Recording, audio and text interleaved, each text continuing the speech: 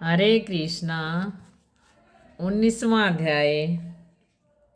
वैष्णव मत में कार्तिक मास को अत्यंत पवित्र और दान पुण्य करने वाला माना गया है। कार्तिक की कथा सुनने से सभी दुख व दरिद्र समाप्त होते हैं। श्री कृष्ण मेरे हृदय में प्रेरणा करने वाले मेरे नाथ, पढ़ू महात्म कार्तिक, रखो सिर पर कृपा का हाथ। कल आपने 18वें अध्याय में तुलसी की उत्पत्ति के बारे में सुना और उसका महत्व भी सुना। आज 19वें अध्याय में पृथु बोले, हे ब्राह्मण, आपने तुलसी का महत्व और व्रत इतिहास मुझसे कहा, सो मैंने सुना। कार्तिक व्रत करने वाले पुरुष का फल और महत्व कहा। ये व्रत पहले किसने किया, ये वर्णन करो। पृथु जी बोल रहे हैं कि नारद जी से कि पहले आपने सारा कार्तिक का महत्व भी बता दिया और तुलसी का महत्व भी बताया और कार्तिक के महीने का पूरा महत्व बताया। अब आप ये बताओ कि सबसे पहले इस व्रत को किसने किया था। तो नारद जी बोले, संपचाचल पर्वत पर कबीरपुर में धर्म को जानने वाला धर्मदत्त नाम का ब्राह्मण था। वह सदा विष्णु का व्रत और पूजन करता, द्वादश अक्षर मंत्र का जप करता और अतिथि सत्कार करता था। एक समय कार्तिक मास में एक पहर रात्रि रहे हरि के जागरण को भगवान के मंदिर में गया। भगवान के पूजन की सामग्री लेकर जाते हुए उस ब्राह्मण ने टेढ़ी दाढ़, चलायमान जीभ, भीतर को गड़े हुए लाल नेत्र, लंबे होंठ, नंगी सूखा मांस वाली घबराहट करती हुई एक राक्षसी को देखा।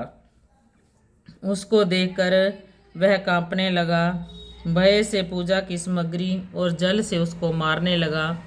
भगवान का स्मरण करके तुलसी के जल से उसको मारा, सो उसके सब पाप नष्ट हो गए। फिर वह पूर्व जन्म के कर्मों के फल से अपनी दशा को याद करके ब्राह्मण को दंडवत करके कला बोली, पहले कर्म फल से इस दशा को प्राप्त हुई हूँ। हे विपर, अब कैसे उत्तम गति को प्राप्त हूँ। नारद बोले, नम्र होकर अपने कर्म को करती हुई कला को देख अति विस्मित होकर धर्मदत्त बोला, किस कर्म से यह तेरी दशा हुई है, कैसा तेरा स्वभाव है, वह हमसे कह।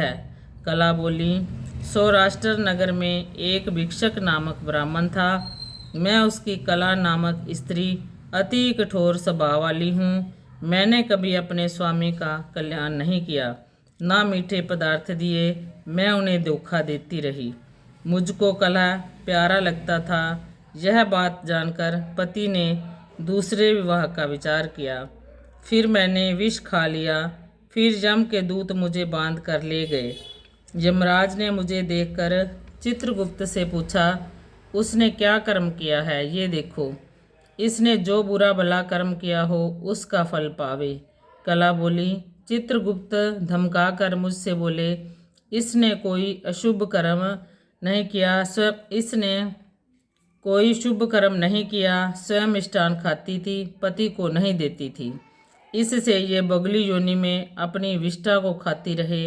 ये अपने पति से द्वेष करती थी, इससे ये विष्ठा खाने वाली शुक्र योनि में रहे। यह सदा पाक पात्र बटला आदि में भोजन करती थी, अपने बच्चों को खाने वाली बिल्ली हो।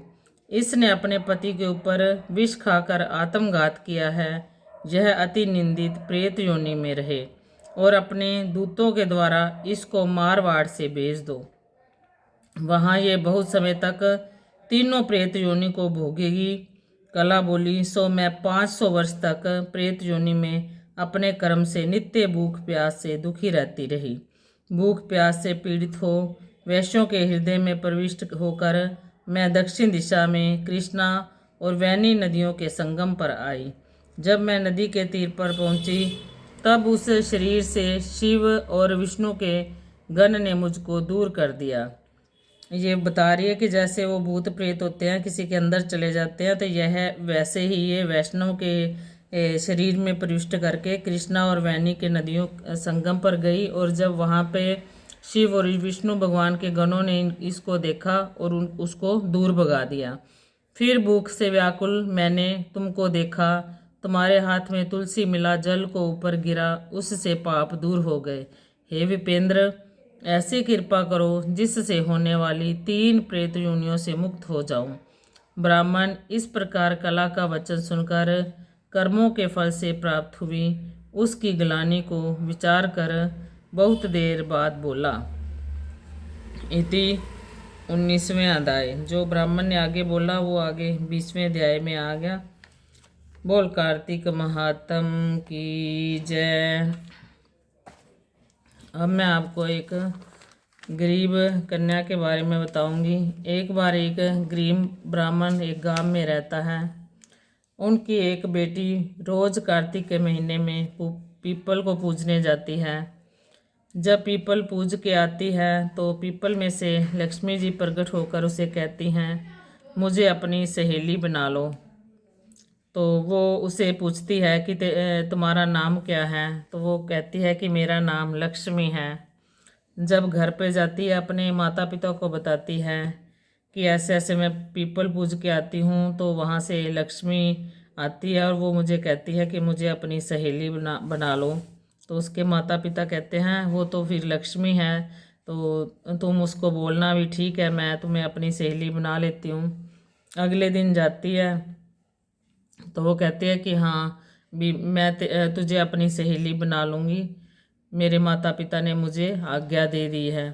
तो तब लक्ष्मी खुश हो जाती है और उसे अगले दिन उस लड़की को कहती है कि तुम आज मेरे घर चल मेरे साथ। वो कहती ठीक है। लक्ष्मी उसको लड़की को अपने घर में ले जाती है, उसको चौकी पर बिठाती है, उसको कई प्रकार की उसकी सेवा पूजा करती है, कई प्रकार के व्यंजनों से उसको भोजन कराती है। हीरे जवाहरात के उसके बर्तन होते हैं तो वो बहुत देख के हैरान हो जाती है। जब अगला दिन होता है तो वो लक्ष्मी कहती है भी मैं भी तुम्हारे घर में आऊँगी, तुम मुझे कब न्योता देगी। वो कहती है तुम भी मेरे घर में आ जाना। जब घर जाती है लक्ष्मी कहती है ठीक है मैं कल तुम्हारे घर में आऊँगी। घर जाती है तो उदास रहने लग जाती है। तो उसके माता पिता कहते हैं भी क्या हुआ, तू इतनी उदास क्यों चल रही है। कहती है ऐसे ऐसे मैं अपनी सहेली के घर गई थी लक्ष्मी के, उसका पास तो इतना वैभव है, वो तो सोने के बर्तनों में उसने मुझे खाना खिलाया और कई तरह के व्यंजन खिलाए। अब कल लक्ष्मी कहती थी कि मैं भी तेरे घर में आऊँगी, तो हमारे घर में तो कुछ है नहीं, तो मैं क्या करूँगी, इसलिए मैं उदास हूँ।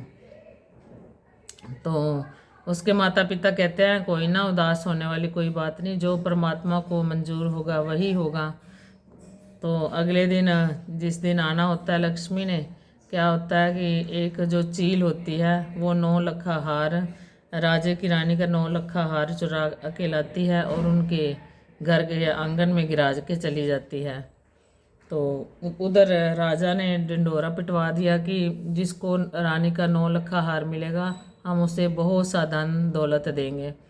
तो जो ब्राह्मण होता है राजा के पास चला जाता है, कहता है ये ऐसे ऐसे चील आई थी, उसने हमारे घर के आंगन में ये गिराया है और ये आपका है 9 लखा हार रानी का।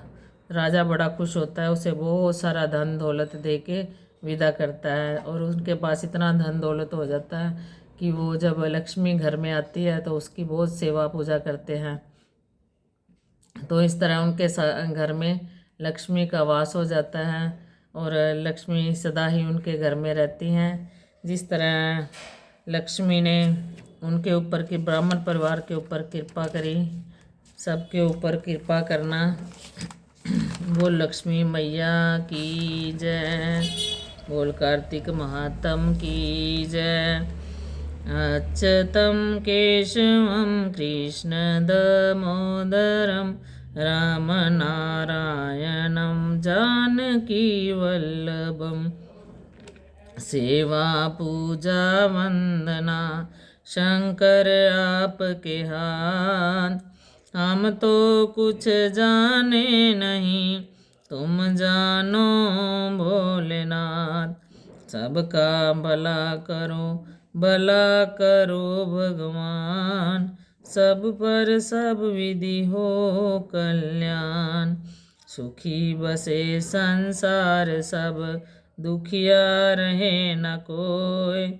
ये अभिलाषा हम सबकी, हमारी इच्छा पूर्ण होय, इच्छा पूर्ण